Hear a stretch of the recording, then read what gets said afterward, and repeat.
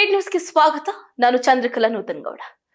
ರೈತರು ಹೊಡಿಲಿ ಬಡಿಲಿ ಬಟ್ಟೆ ಹರಿಲಿ, ನಾನು ಬಿಡದಿ ಟೌನ್ಶಿಪ್ ಕೈ ಬಿಡೋದೇ ಇಲ್ಲ. ಡಿಕೆಶಿ ಹೇಳಿಕೆ. ಏನ್ ಮಾಡಿದ್ರು ಬಿಡದಿಯಲ್ಲಿ ಟೌನ್ಶಿಪ್ ಮಾಡೇ ಮಾಡ್ತೀನಿ ಅಂದ್ರು ಮುಖ್ಯಮಂತ್ರಿಗಳು. ಬಿಡದಿ ಟೌನ್ಶಿಪ್ಗೆ ವಿರೋಧ. ಜುಲೈ 27ರಂದು ಅಪ್ಪಿಕೋ ಚಳವಳಿಗೆ ಮುಂದಾದ ರೈತರು. ಹೌದು ನೋಡಿ, ಈಗ ಬಿಡದಿ ಟೌನ್ಶಿಪ್ ವಿಚಾರ ಆಡಳಿತ ಹಾಗೆ ವಿಪಕ್ಷಗಳ ನಡುವೆ ಭಾರಿ ಚರ್ಚೆಗೆ ಗ್ರಾಸವಾಗ್ತಾ ಇದೆ.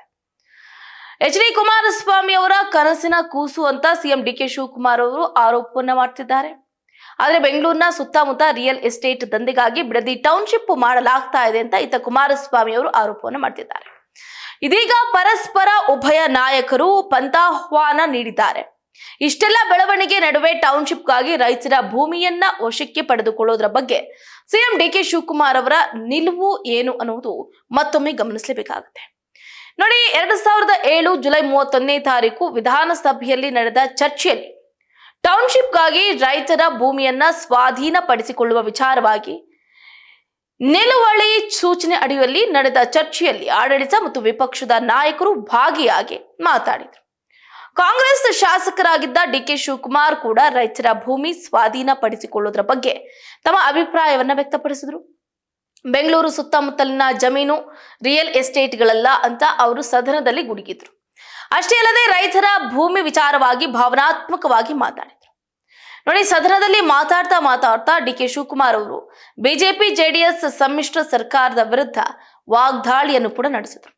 ಈ ಸರ್ಕಾರ ಬಂದ ದಿನದಿಂದಲೂ ಪ್ರತಿ ಹಂತದಲ್ಲೂ ಕೂಡ ನಮ್ಮದು ರೈತರ ಸರ್ಕಾರ, ರೈತರ ಪರವಾಗಿ ನಿಂತ್ಕೊಳ್ತೀವಿ, ರೈತರ 1 ಎಕರೆ ಭೂಮಿಯೂ ಹೋಗ್ಲಿಕ್ಕೆ ಬಿಡೋದಿಲ್ಲ ಅಂತ ಅನೇಕ ಸಂದರ್ಭದಲ್ಲಿ ಮಾಡಿರುವ ವಾದಗಳನ್ನ ನಾವು ಕೇಳಿರ್ತೀವಿ, ನೀವು ಕೇಳಿರ್ತೀರಿ. ಹಿಂದೆ ನಮ್ಮ ಸರ್ಕಾರವಿದ್ದಂತಹ ಸಂದರ್ಭದಲ್ಲಿ ಅರ್ಕಾವತಿ ಲೇಔಟ್ಗಾಗಿ ಮತ್ತು ಬೇರೆ ಬೇರೆ ಯೋಜನೆಗಳಲ್ಲಿ ಕೆಲವು ಇಂಡಸ್ಟ್ರಿಗಳಿಗೆ ಮತ್ತೊಂದಕ್ಕೆ ಜಮೀನು ಬೇಕು ಅಂತ ನೋಟಿಫಿಕೇಶನ್ ಮಾಡುವಂತಹ ಸಂದರ್ಭದಲ್ಲಿ ಮೈಸೂರಿನಲ್ಲಿ ಜಮೀನನ್ನ ಕೊಟ್ಟಾಗ ಬೆಂಗಳೂರಿನಲ್ಲಿ ಕೊಡಬೇಕು ಅಂತ ಪ್ರಯತ್ನ ಪಟ್ಟಾಗ ನಮ್ಮ ಮೇಲೆ ಬೇಕಾದಷ್ಟು ಟೀಕೆ ಟಿಪ್ಪಣಿಗಳನ್ನ ಮಾಡಿದ್ದಾರೆ ಅಂತಾನೂ ಕೂಡ ಉಲ್ಲೇಖ ಮಾಡಿದ್ರು. ಇನ್ನು ಈಗ ರಾಜ್ಯ ಸರ್ಕಾರ ನಿರ್ಮಾಣ ಮಾಡೋದಕ್ಕೆ ಹೊರಟಿರುವ ಬಿಡದಿ ಟೌನ್ಶಿಪ್ ವಿರೋಧಿಸಿ ರೈತರ ಪ್ರತಿಭಟನೆ ಮುಂದುವರೆದಿದೆ. ನೋಡಿ, ಜೂನ್ 27ನೇ ತಾರೀಕು ಅಂದ್ರೆ ನಾಳೆ ಅಪ್ಪಿಕೋ ಚಳವಳಿಗೆ ಮುಂದಾಗಿದ್ದಾರೆ. ಬಿಡದಿ ಟೌನ್ಶಿಪ್ ವಿರೋಧಿಸಿ ರಾಮನಗರ ತಾಲೂಕಿನ ಬನ್ನಿಗಿರಿ ಗ್ರಾಮದ ಬಳಿ ರೈತರು ಅಪ್ಪಿಕೋ ಚಳವಳಿಯನ್ನ ನಡೆಸೋದಕ್ಕೆ ಯೋಜನೆಯನ್ನ ಹಾಕೊಂಡಿದ್ದಾರೆ. ನಮ್ಮ ಭೂಮಿ ನಮ್ಮ ಹಕ್ಕು, 10 ಲಕ್ಷ ಮರಗಳನ್ನ ಉಳಿಸಿ ಅಂತ ಹೋರಾಟವನ್ನ ಮಾಡೋದಕ್ಕೆ ರೈತರು ಮುಂದಾಗಿರುವಂತದ್ದು. ಬಿಡದಿ ಟೌನ್ಶಿಪ್ ವ್ಯಾಪ್ತಿಯಲ್ಲಿ ಲಕ್ಷಾಂತರ ಮರಗಳಿದ್ದು ಈ ಹಿನ್ನೆಲೆಯಲ್ಲಿ ಅವುಗಳನ್ನ ಉಳಿಸೋದಕ್ಕೆ ರೈತರು ಪ್ರತಿಭಟನೆಗೆ ಇಳಿದಿದ್ದಾರೆ. ಬಿಡದಿ ಟೌನ್ಶಿಪ್ ವಿರೋಧಿಸಿ ಜೆಡಿಎಸ್ ಕೂಡ ರೈತರ ಪ್ರತಿಭಟನೆಗೆ ಕೈ ಜೋಡಿಸಿದೆ. ಈ ವಿಚಾರಕ್ಕೆ ಸಂಬಂಧಪಟ್ಟಂತೆ ಸಿಎಂ ಡಿಕೆ ಶಿವಕುಮಾರ್ ಮತ್ತು ಕೇಂದ್ರ ಸಚಿವ ಎಚ್ ಡಿ ಕುಮಾರಸ್ವಾಮಿ ಅವರ ನಡುವೆ ಜಟಾಪಟಿ ನಡೀತಾನೆ ಇದೆ. ಹಾಗಾಗಿ ಬಿಡದಿ ಟೌನ್ಶಿಪ್ ವಿಚಾರದಲ್ಲಿ ಕುಮಾರಸ್ವಾಮಿ ಅವರಿಗೆ ಮುಖ್ಯಮಂತ್ರಿ ಡಿಕೆ ಶಿವಕುಮಾರ್ ಅವರು ಕೇಂದ್ರ ಸಚಿವ ಕುಮಾರಸ್ವಾಮಿ ಅವರಿಗೆ ಪತ್ರವನ್ನ ಬರೆದಿದ್ದಾರೆ ಎನ್ನಲಾಗ್ತಾ ಇದೆ. 26ನೇ ತಾರೀಕು ಅಂದ್ರೆ ಇವತ್ತು ಬೆಳಿಗ್ಗೆ 11 ಗಂಟೆಗೆ ನಮ್ಮ ಸಚಿವರು ಮತ್ತು ಅಧಿಕಾರಿಗಳೆಲ್ಲ ವಿಧಾನಸೌಧದಲ್ಲಿ ಇರ್ತೀವಿ, ನಿಮಗೆ ಯಾರೆಲ್ಲ ಅಧಿಕಾರಿಗಳೆಲ್ಲ ಸಹಕಾರ ಬೇಕು ಅವ್ರ ಜೊತೆ ಬನ್ನಿ, ಸಾಧಕ ಬಾಧಕಗಳ ಬಗ್ಗೆ ಚರ್ಚೆ ಮಾಡೋಣ ಅಂತ ಕರೆದಿದ್ದಾರೆ. ಬಿಡದಿ ಟೌನ್ಶಿಪ್ ಯೋಜನೆ ಬಗ್ಗೆ ಬಹಿರಂಗ ಚರ್ಚೆ ನಡೆಸೋದಕ್ಕೆ ಮುಖ್ಯಮಂತ್ರಿ ಡಿಕೆ ಶಿವಕುಮಾರ್ ಅವರಿಗೆ ಕೇಂದ್ರ ಸಚಿವ ಎಚ್ ಡಿ ಕುಮಾರಸ್ವಾಮಿ 2ನೇ ಬಾರಿ ಪತ್ರವನ್ನ ಬರೆದಿದ್ದಾರೆ ಎನ್ನಲಾಗ್ತಾ ಇದೆ. ಮೊದಲ ಪತ್ರಕ್ಕೆ ಉತ್ತರ ಬಂದಿಲ್ಲ ಅಂತ ಉಲ್ಲೇಖಿಸಿರುವ ಸಚಿವರು 2ನೇ ಪತ್ರಕ್ಕಾದ್ರೂ ಉತ್ತರ ಬರಬಹುದು ಅನ್ನುವಂತಹ ನಿರೀಕ್ಷೆಯಲ್ಲಿ ಇದ್ದಿದ್ದೀನಿ ಎಂದಿದ್ದಾರೆ.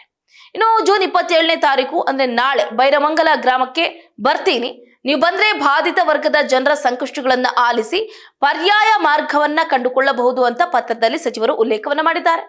ಇನ್ನು ಡಿಕೆ ಶಿವಕುಮಾರ್ ಅವರೇ, ನಾವು 22ನೇ ತಾರೀಕು ನನಗೆ ಬರೆದಿರುವ ಪತ್ರ ಮತ್ತು ನಾನು ಅದೇ ದಿನ ಉತ್ತರವಾಗಿ ಬರೆದಿರುವ ಪತ್ರದ ಕಡೆ ತಮ್ಮ ಗಮನ ಸೆಳೆಯಬಹುದಾಗಿದೆ. ಪತ್ರವನ್ನ ತಾವು ಗಮನಿಸಿದ್ದೀರಿ ಅಂತ ಭಾವಿಸ್ತೀನಿ. ಹಾಗೆ ನನ್ನ ಈ ಪತ್ರಕ್ಕೆ ತಮ್ಮಿಂದ ಉತ್ತರದ ನಿರೀಕ್ಷೆಯಲ್ಲೂ ಕೂಡ ಇದ್ದೀನಿ ಎಂದರು. ಮುಂದುವರೆದು, ನನ್ನ ಪತ್ರದಲ್ಲಿ ಕಾಣಿಸಿದಂತೆ ಬಿಡದಿಯಲ್ಲಿ ರಚಿಸಲಿರುವ ಗ್ರೇಟರ್ ಬೆಂಗಳೂರು ಸಮಗ್ರ ಉಪನಗರ ಯೋಜನೆಯಿಂದ ಬಾಧಿತರಾಗುವ ರೈತರು, ಕೃಷಿ ಕಾರ್ಮಿಕರು, ಹೈನುಗಾರಿಕೆಯಲ್ಲಿ ತೊಡಗಿರುವ ರೈತ ಮಹಿಳೆಯರು, ಸಣ್ಣ ಉದ್ಯಮಿಗಳು ಹಾಗೆ ಗ್ರಾಮಸ್ಥರ ಅಹವಾಲನ್ನ ಮತ್ತು ಕುಂದು ಕೊರತೆಗಳನ್ನ ಕೇಳೋದಕ್ಕೆ ಜೂನ್ 27ನೇ ತಾರೀಕು ನಾಳೆ ನಾನು ಬೈರಮಂಗಲಕ್ಕೆ ಈ ಗ್ರಾಮಕ್ಕೆ ಭೇಟಿಯನ್ನ ಕೊಡ್ತಾ ಇದ್ದೀನಿ ಅಂತನೂ ಕೂಡ ತಿಳಿಸಿದ್ದಾರೆ. ಸೊ ಹಾಗಾಗಿ ಒಂದು ಕಡೆ ರೈತರು ಹೊಡಿಲಿ ಬಡಿಲಿ ಬಟ್ಟೆ ಹರಿಲಿ, ನಾನು ಬಿಡದಿ ಟೌನ್ಶಿಪ್ ಅನ್ನ ಕೈ ಬಿಡೋದಿಲ್ಲ ಅನ್ನುವಂತ ಸುದ್ದಿ ಕೇಳಿದ ಬೆನ್ನಲ್ಲೇ ಇದೀಗ ಬಿಡದಿ ಟೌನ್ಶಿಪ್ಗೆ ವಿರೋಧ ವ್ಯಕ್ತವಾಗ್ತಾ ಇದ್ದು ನಾಳೆ ಅಪಿಕೋ ಚಳುವಳಿ ನಡೆಯಲಿದೆ. ರೈತರು ಯಾವ ರೀತಿಯಾದಂತಹ ಒಂದು ಉದ್ವಿಗ್ನ ವಾತಾವರಣವನ್ನ ನಿರ್ಮಾಣ ಮಾಡ್ತಾರೆ, ಬಿಡದಿಯಲ್ಲಿ ಯಾವ ರೀತಿಯಾದಂತಹ ಆಕ್ರೋಶ ಹೆಚ್ಚಾಗುತ್ತೆ, ಅದನ್ನ ರಾಜ್ಯ ಸರ್ಕಾರ ಯಾವ ರೀತಿ ತಡೆಯುವಂತಹ ಪ್ರಯತ್ನವನ್ನ ಮಾಡುತ್ತೆ ಏನು ಅನ್ನೋದನ್ನ ಕಾದಷ್ಟೇ ನೋಡಬೇಕಾಗಿದೆ. ಇದಾಗಿತ್ತು ಇವರಿಗಿನ ಅಪ್ಡೇಟ್. ನೋಡ್ತಾ ಇರಿ ಸ್ಪೀಡ್ ನ್ಯೂಸ್. ಸುದ್ದಿ ಮಧು, ವೇಗ ನಮ್ಮದು.